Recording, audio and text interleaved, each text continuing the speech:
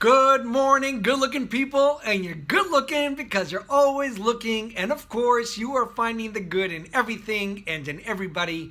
Hope you're well, hope you're excited, hope you're having a great day. Today is Rosh Chodesh Kislev. It's the month of Kislev, it's the month of miracles, of happiness.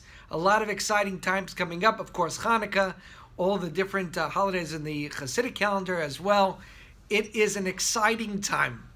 So today's Hayom Yom for Rosh Chodesh is all about davening. We've been talking about over the last couple of weeks about meditation and davening, how if you really want something to come together, it's got to come through davening. That meditation, it helps connect the mind and the heart together.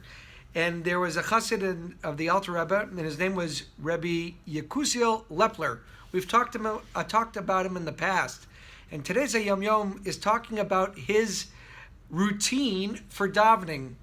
Now, a little bit more information that you're not seeing in the actual Hayom Yom is that there was a phrase that there was used for Rabbi Yekusiel and different that described different moods that he had. One was known as the chassid has fled, and another one as the chassid has come back. That when Rabbi Yekusiel was in these different modes or different moods, it would affect his davening. And when they said that the chassid has fled, when they use that to describe his mood, it means he was more despondent, he was more looking in the siddur, pointing to each word, kind of going through it quickly. However, when they used the phrase, the chassid is back, he was on fire, his face was aglow. It says that when he would daven, he would dance and he would go up and down, and it was very excited. And this is what he would do through all his davenings of the day. So for the Hayom Yom today, I'll read it now, and then I'll continue with some of the background. For the first of Kislev, it says, there were times when Rabbi Yekusiel Lepler, a chassid of the Alter Rebbe, would daven the morning, afternoon, and evening services, one right after the other. There was simply no time for breaks between them.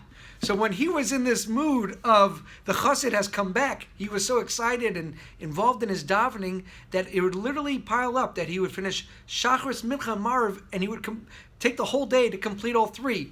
It also says sometimes he would not eat for 24 hours because he had this bracha from the Alter Rebbe to give him good health and a long life, that he didn't even need to eat, that he had such great health. And this describes how he would daven the entire day just to finish these three. Now, also, it talks about that there was another chassid, and more closer to our times, who was a chassid of the Rebbe Rashab, and the previous Rebbe, the Rebbe Rayatz. And this chassid's name was Reb Yitzchak Horowitz. He was also known as Itcha der Masmid, that he was known for his diligence. And he was very similar to the routine of Rabbi Yekusiel. They say this Reb Itcha was actually a Beinani, as described in Tanya. He was a very holy person, and he too would daven, and it would take him the whole day to finish Shachris, Mincha, and Marv, and says that he would have his breakfast after Marv. Now, let's connect it to the day. First of all, when the Hayom Yom came out, it was already Parshas Vayetze. And why that's relevant to today is that it talks about Vayifka B'Makom, that Yaakov was traveling and he got to a certain location. As we know, that was the place that he camped for the night and where he had the dream of the ladder. But what's interesting about that event is it says that God made the sun set early so that he can daven Marv. As we know, Avram was responsible for Shachris. Yitzchak, as we talked about last week, was Mincha. And Yaakov did Marv. And at that point, in that particular location, being that the sun set early, he actually ended up doing Mincha and Marv back to back that evening. And that's what's special about Yaakov. And that's the connection of having the davenings of Shachris, Mincha, Marv behind each other. Also, one more note is that the winter time officially starts from Rosh Chodesh Kislev, which is today. And when it's shorter days, also it says a lot of the Rishonim would also spend a lot of time davening, that it was able to take the entire day. So the message of the day is davening, davening, davening, praying, praying, praying, being involved in your prayers, meditation. Sometimes we run so quickly through them because we got to get somewhere. Look at these guys. I mean, these tzaddikim. I don't want to say guys. These tzaddikim.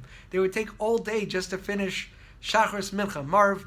Let's spend a little bit more time, daven a little bit slower, and have a little bit more kavana and intent as we're davening, because davening is what gives us the connection to God. It connects our head and our heart together, and this is what brings all the blessings that we've been talking about.